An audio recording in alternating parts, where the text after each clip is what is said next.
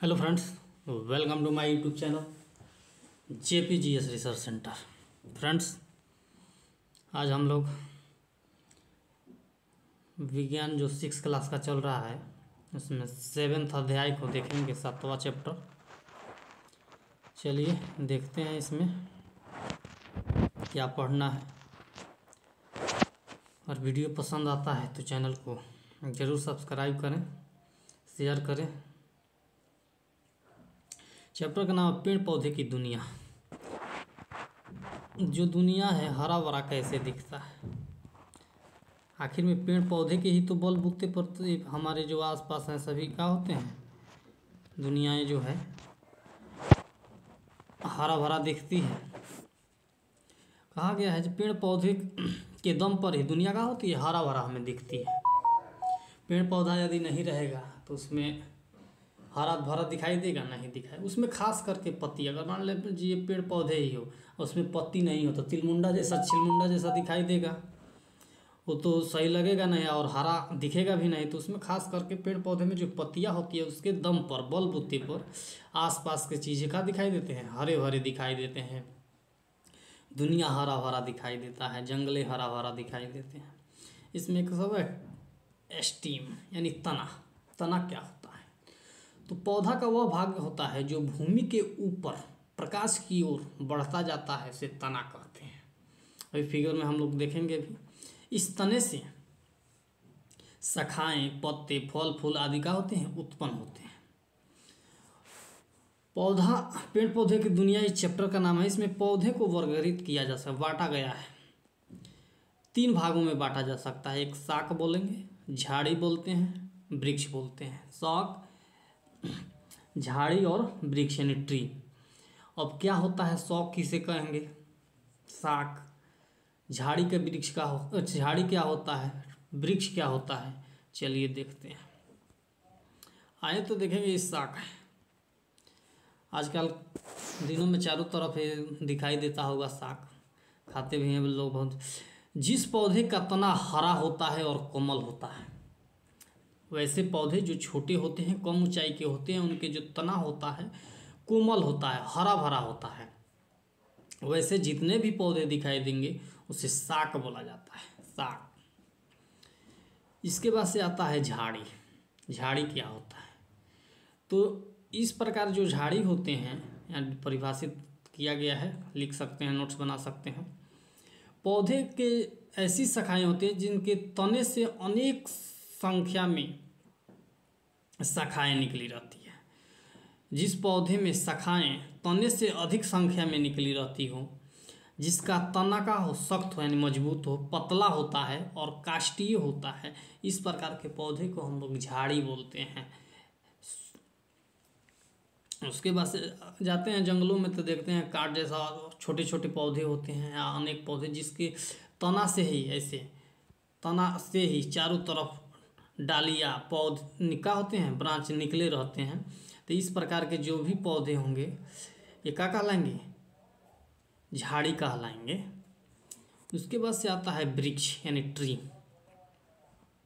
तो ये होता है जिन पौधों का तना का हो सख्त हो, मोटा हो, लंबा हो, अधिक ऊंचाई तक जाए, जिसकी शाखाएं उसमें से का हो जो शाखा हो तने के ऊपरी भाग से निकली हो, इस प्रकार के जो भी पौधे होते हैं उनसे वृक्ष बोलते हैं यानी ट्री बोलते हैं।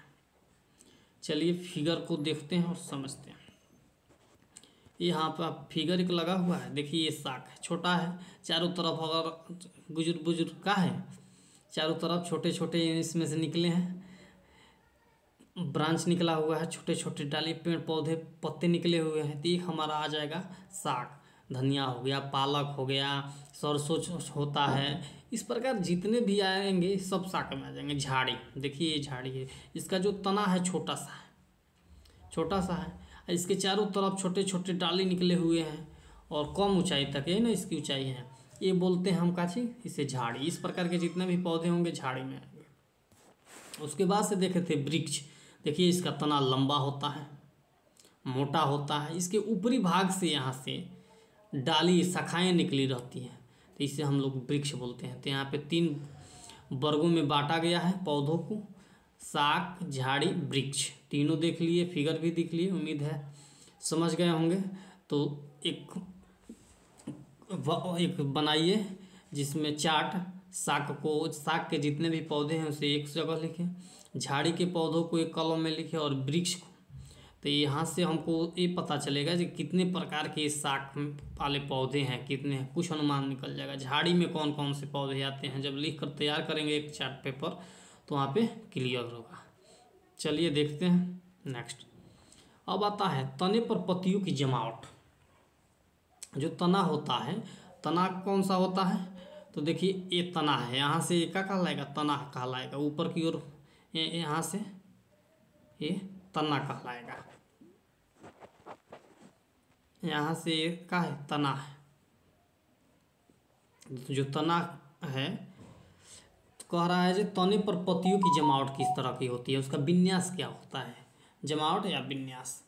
अगर इसमें आए तो एक होता है एकल पत्ती होता है, और जोड़ीदार पत्ती होते हैं, कुछ गुच्छादार जमावट होती है। जमावट बोल सकते हैं या पत्ती भी बोल सकते।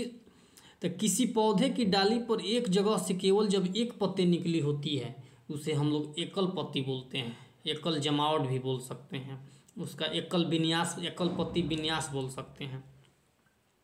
जोड़ीदार जमावट का होता है, जोड़ीदार पत्ती का होता है तो जिस पौधे में पत्तियां जोड़ी के रूप में एक दूसरे के विपरीत दिशा में, एक दिशा मान लीजिए ये है तो इसी के विपरीत दिशा में ऐसे निकले हों तो इस प्रकार की पत्ती जो कहलाएगी जोड़ीदार पत्ती कहलाती है। उसके बाद से आ जाएगा गुच्छा जमावट, यानी गुच्छादार जो पत्ती होती है का होता है। तो पौधे में एक ही जगह से कई सारी पत्तियां गुच्छे के रूप में निकली रहती है, उसे हम लोग क्या बोलेंगे, गुच्छादार जमावट। अनेक पौधे आपके आसपास मिलेंगे जो एकल पत्ती के भी होते हैं, जोड़ीदार यानी एक जगह से दोनों जगह निकले रहेंगे, और गुच्छेदार यानी एक ही जगह से अनेक पत्तियां ऐसे ऐसे निकली रहेगी। तो इस पौधों को भी अपने कॉपी में नाम लिखें और तैयार करें कि इस प्रकार के कितने पौधे को आप जानते हैं, आपके आसपास है, पहचानते हैं। इसके बाद से आ जाता है रूट यानी जड़। तो जड़ को भी दो भागों में बांटा गया है, एक होता है टैप रूट यानी मूसल जड़, एक होता है रेशेदार यानी फाइब्रस रूट और एक टैप रूट। जिस जड़ में मुख्य जड़ होता है और उसमें से अनेक सहायक जड़ें निकली रहती हैं उसे बोला जाता है मूसला जड़। क्या बोला जाएगा, मूसला जड़ बोला जाता है। ये देखिए एक जड़ है, ये पौधा है, इसमें एक जड़ आया है ऐसे, इसके चारों तरफ ऐसे ऐसे इसके सहायक निकले हुए हैं, सहायक जड़ें निकली हुई है। तो ये कौन सा जड़ कहलाएगा, इसे बोलेंगे हम लोग मूसला जड़। लंबे लंबे जो बड़े बड़े वृक्ष होते हैं उसमें अधिकतम ये जड़ पाया जाता है।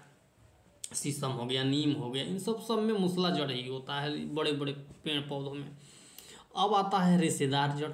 तो जिनमें मुख्य जड़ यानी जो लंबी वाला ये जड़ मुख्य दिखाई दे रहा है उस किस में, रेशेदार में यानी फाइब्रस रूट में ये नहीं होता है। देखिए यहाँ पे ये जड़ दिखाई, यहीं से चारों तरफ छितरा गया है, और यहाँ पे एक नीचे आता था, इसमें नीचे नहीं आया है। तो इस प्रकार के जड़ें जिन जिन पौधों में पाए जाएंगे वो कौन सा जड़ कहलाएगा, रेशेदार जड़ वाला पौधा कहलाएगा।